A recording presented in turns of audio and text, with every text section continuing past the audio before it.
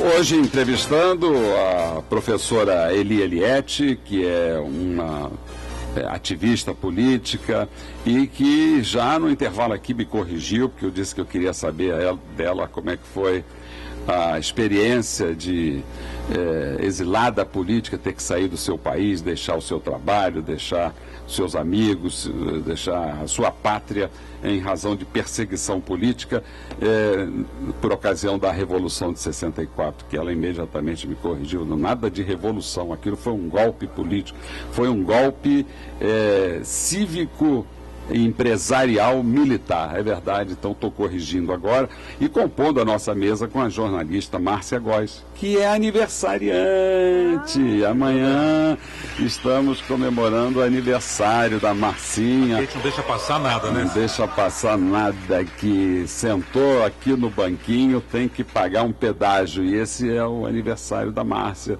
que é a nossa querida orientadora aqui no nosso jornalismo, é ela que organiza o nosso programa, a nossa produtora, e que merece todas as nossas homenagens, né, Marcinha? Um bom dia e feliz aniversário para você. Obrigada, bom dia. Parabéns, Márcia. Bom dia, parabéns, hein? Bom dia. Saúde para você. Obrigada. Então, professora Eliette, e depois do golpe, como é que foi? Como é que é esse negócio de ser expulsa da sua própria pátria? Olha só, foram centenas de pessoas que foram obrigadas a deixar o país. Quer dizer, muitos foram presos, torturados, muita gente morreu. A ditadura criou uma figura esdrúxula do desaparecido político, que são essas pessoas que desapareceram. Elas foram assassinadas pelos militares na ditadura, pelos policiais, e os seus corpos jamais foram encontrados. Então é uma coisa que é muito traumático, né? Muito traumático, muito triste e revoltante, né? Que causa-nos indignação, porque, por exemplo, nos outros países onde houve ditadura na América Latina, os torturadores, os cruéis, covardes torturadores, eles foram, em sua grande maioria, julgados e condenados. Aqui no Brasil, não. Ontem, por exemplo, morreu o covarde, cruel, sanguinário Carlos Alberto Brilhante Ustra. Ele morreu assim. Morreu no hospital e não na cadeia. Ele foi responsável por muitas mortes e desaparecimentos em São Paulo. Ele era um dos chefes do DOI-CODE em São Paulo, quando muita gente foi morta, inclusive uma morte mais famosa foi do Vladimir Herzog, né? Era na gestão dele. Muita gente... Quer dizer, ele morreu no hospital. Puxa vida, isso aí é para nós muito triste, porque a impunidade, a impunidade ontem gera impunidade hoje. Porque a polícia militar continua, não só a polícia militar, como as polícias continuam torturando nos presídios, nas delegacias, nos interrogatórios em N lugares, e estão impunes. Essas pessoas continuam torturando até hoje porque sempre houve impunidade, né? Então, isso para mim é muito triste, é muito revoltante. Professora, o Brasil ele é especial, né? Ele tem uma história especial na América Latina e no mundo. Quando o Brasil, ele foi um dos últimos países a ficar independente na América. Quando ficou independente, virou império, uma monarquia. O último a fazer a libertação dos escravos. Tudo foi o último. Quando se fez a anistia, foi uma anistia negociada. O Supremo Tribunal julgou a anistia constitucional, enquanto os outros países não, levaram aquelas pessoas da exceção a julgamento. Da lei, né? Exatamente, é um país mesmo surreal, a gente chega a dizer isso. Agora, nós temos hoje um governo há 12, 13 anos que se diz de esquerda, né? Mas também comete os mesmos erros, a mesma arbitrariedade dos outros governos. Como explicar isso aí? Isso aí eu realmente acho que é inexplicável, né? A lei de segurança continua em vigor. Exatamente. A lei de segurança que a ditadura e várias leis contra a manifestação popular continua em vigor, né? a lei de segurança nacional. Exatamente. Isso é um escândalo. Quer dizer, se investe hoje em dia mais em segurança do que em educação. Exatamente. Quanto dinheiro se gastou no Rio de Janeiro, por exemplo, na compra de caveirões? Exatamente. Na compra daqueles uniformes horrorosos, né? Que aqueles policiais parecem até ETs, as escolas caindo nos pedaços. Quando há escolas? Então, é uma coisa triste Quer e dizer revoltante. que a figura dos desaparecidos políticos transmudou-se hoje nos autos de resistência, né? O Amarildo é um desaparecido político. São os autos de resistência que estão por aí. Ainda a perseguição às pessoas, como continua. E eu queria destacar aqui, Rogério, ontem eu li na mídia do Tribunal de Justiça, o presidente do tribunal firmou um acordo com a representante da ONU para combater a tortura nos presídios. Mas que ótimo. Não é ótimo, isso é uma vergonha. Porque a tortura, Ele reconhece que tem tortura nos presídios e reconhece que o judiciário não fiscaliza os presídios para evitar que haja tortura. Quer dizer, o presidente do Tribunal de Justiça, desembargador Luiz Fernando Ribeiro de Carvalho, que já esteve aqui nesse microfone, assina um compromisso com a ONU de combater a tortura nos presídios. Ou seja, eu sei que tem tortura. Até agora eu não fiz nada. Isso é dever de ofício, né? Claro, isso é um dever legal. Tem convênio para isso. A tortura é um crime hediondo imprescritível. E aí aparece um cidadão desse aplaudido, dizendo, olha, agora ele vai combater a tortura. Ô, compadre, qual é, rapaz? Você já está aí há 6 meses, só agora que tu acordou para combater a tortura? Que coisa mais vergonhosa. Eu teria vergonha disso, né? Divulgar, inclusive. Né? Tem coisas aí que tem vergonha aí, negócio de auxílio, educação, com a educação do nosso país caindo aos pedaços. E não tem vergonha, bate palma para ele. Faz negociata com o sindicato para não ter greve, dá esmola para os sindicalistas, para os funcionários do judiciário. Auxílio Peru de Natal, né? Auxílio Peru de Natal, né? Todos nós temos 13º, mas agora os funcionários vão ter 13º mais o Auxílio Peru. R$12.000. Ontem eu tive num debate na Emerge que falava, o tema era violência, tortura, corrupção. E dentro do Tribunal de Justiça, dentro da Escola da Magistratura, eu acho que essas figuras são figuras de corrupção. Sim. Você dá um benefício para que não tenha greve, isso é uma figura de corrupção explícita. Não, e retirado do fundo do tribunal, que não é para isso. Mas é por isso que o programa Encontro com a Justiça tem essa característica. Aqui a gente debate tudo, aqui não tem censura. Não tem chapa branca, né? Não tem chapa branca, né? A chapa branca que estava aqui saiu. Eu queria falar desse livro, Sim. Um livro que eu organizei, um livro chamado 68, a Geração Queria Mudar o Mundo. Esse é um livro de memórias. O Brasil, como qualquer outro país, tem que não deixar que as coisas, que os fatos caiam no esquecimento, né? A memória é importantíssima. Por quê? Eu sou professora de história também. Porque se você não sabe o que aconteceu com você no passado, você não pode explicar, né? Explicar, você não pode evitar hoje, que aquela situação se perpetue, como o caso da tortura. Quer dizer, sempre houve tortura no Brasil. Desde a descoberta até hoje. A tortura ela foi estimulada, ela cresceu, ela foi fomentada durante a ditadura. Mas ela persiste até hoje porque jamais foi combatida. Então, quando eu organizei esse livro aqui, é claro que esse é um livro, não é sobre só tortura, é sobre como os militantes contra a ditadura agiam. É um livro de episódios, é um livro que ele conta fatos interessantes que ocorreram na luta contra a ditadura. Inclusive se conta tortura também, mas também não só tortura.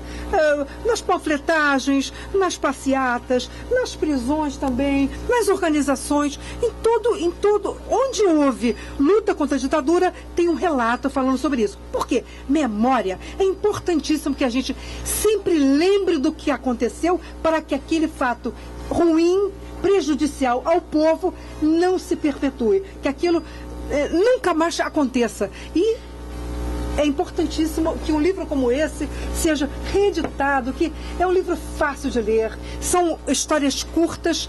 Isso aqui tinha que ser adotado nas escolas de 2º grau. Todos os brasileiros tinham que conhecer essas pequenas histórias dos brasileiros que se sacrificaram com coragem para que a ditadura não se perpetuasse. Coragem e medo, porque não vamos dizer que a gente não tinha medo. Todo mundo tinha medo, o ser vivo tem sempre medo, mas ele tem medo, mas ele vai. né? Tem Professora, que ir. Desculpe, imagina, desculpe. Não, eu gostaria de saber, assim, o que você, em relação às questões sociais, o que melhorou e o que piorou? De uma forma geral, assim, que você percebe. Desde a ditadura até agora. Alguma melhora? Alguma boa notícia? Olha, eu acho que as melhoras foram universais, né? O planeta melhorou de alguma forma. Aqui no Brasil, é claro que nós temos hoje, estamos fazendo esse programa aqui. Isso aqui, na época da ditadura, seria impossível. Você comentar sobre um desembargador, sobre o presidente do TJ, sobre isso e aquilo. Assim, a gente está aqui conversando. E vamos sair andando para casa. Sem termos, né, Eliette? Porque eu perdi uma função, uma coordenadoria lá no tribunal, porque manifestei contrariamente. Esse autoritarismo, ele existe. Esse autoritarismo está presente em todas as áreas ainda, no judiciário, isso não acabou, na administração pública. Isso não acabou. Por isso é que a gente tem que falar muito, por isso que a gente tem que ler muito esses relatos do seu livro. Uma geração que queria mudar o mundo, quer mudar o mundo. Mas olha aqui, desde Dom Quixote, né, muito antes, né, desde Jesus Cristo, né, que todo mundo que quer mudar o mundo acaba numa cruz, acaba crucificado. É uma luta, né, que é uma luta transgeracional, né? Ela não é de uma geração. É um direito humano, né? O direito de resistir à tirania. Exatamente. Há pouco tempo até saiu um artigo no jornal de circulação dizendo que esse autoritarismo está impregnado na nossa cultura. Ele vai desde o primeiro balcão de atendimento do serviço público, né, até mesmo a estrutura policial, jurídica. As pessoas têm medo. A ditadura, ela durou muito mais do que os 22, 25 anos que ela, na cabeça das pessoas, ela perdura até hoje. Mas eu não sei se todo o mal vem daí só. Não sei se vem todo o mal daí. Isso é meio histórico no Brasil. A ditadura, esses 20 anos foram tenebrosos, né? Tenebrosos. Mas mesmo depois... Censura na cultura, nos teatros. Exatamente. Mesmo depois continua esse ambiente ainda. O nosso tribunal é um exemplo disso. Não só o nosso, o Tribunal do Nordeste, do Norte. É um negócio absurdo. Mas a própria legislação, não é? Daqui a pouco nós vamos entrevistar o juiz Pedro Henrique, da Infância e da Juventude. Como é que você imagina um Estado que interfere na sua vida para dizer para você se o seu filho pode viajar para aqui ou para acolá, se seu filho pode assistir esse ou aquele espetáculo? Isso é um autoritarismo. Autoritarismo não é na justiça, é autoritarismo legal, autoritarismo da lei, do Estado. Quer dizer, a própria lei interfere na sua vida privada. Você está falando nas faixas etárias para assistir a televisão? Não só isso, mas, por exemplo, isso também. Mas houve agora um debate recente, porque uma criança de 7 anos foi autorizada pelo juiz a assistir determinado espetáculo. E outras crianças não poderiam. Na verdade, não foi uma imposição do juiz, diga-se. Foi uma imposição da própria casa. A própria casa que promovia o espetáculo, e aí quem promove o espetáculo tem o direito de estabelecer quem é que eles querem como convidados. Se eles não querem crianças de determinada faixa etária colocar ali, é um direito dele. Mas não se põe a culpa no juiz ou na justiça. Assuma-se a responsabilidade. E o que houve nesse caso foi que atribuíram ao juiz a responsabilidade por ele ter expressamente autorizado a entrada de uma criança. Na verdade, essa criança, o pai dessa criança, procurou o judiciário para garantir esse direito do seu filho. Mas o direito era de todos os outros menores daquela faixa etária de entrar naquela casa, porque a casa tem o direito de se resguardar e de não querer essa queda, mas ao mesmo tempo a criança tem o direito ao lazer, o direito ao entretenimento. E a justiça, compete à justiça garantir esse direito. Mas o que eu quero dizer é que a repressão não partiu do judiciário.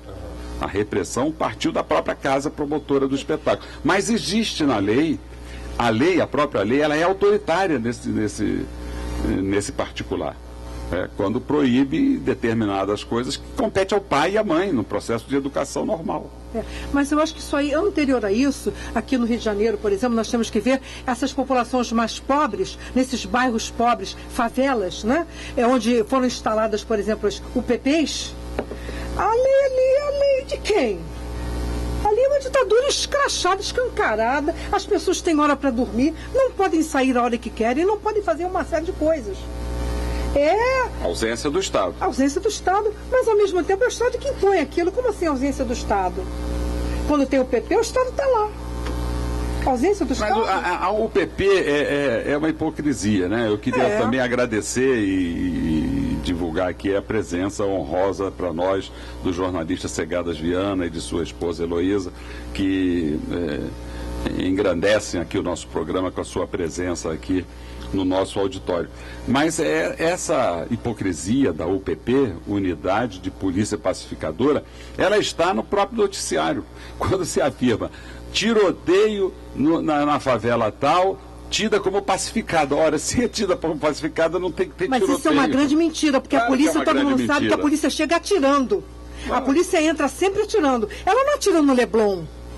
Ela não atira em Ipanema, não atira em São Conrado, ou na Rocinha talvez. Mas ela entra atirando, na Maré ela entra atirando. Quem passar por ali, por acaso, morre. É auto de resistência. E era assim na ditadura, não era assim na ditadura? Pois é, a ditadura continua para os pobres e negros favelados.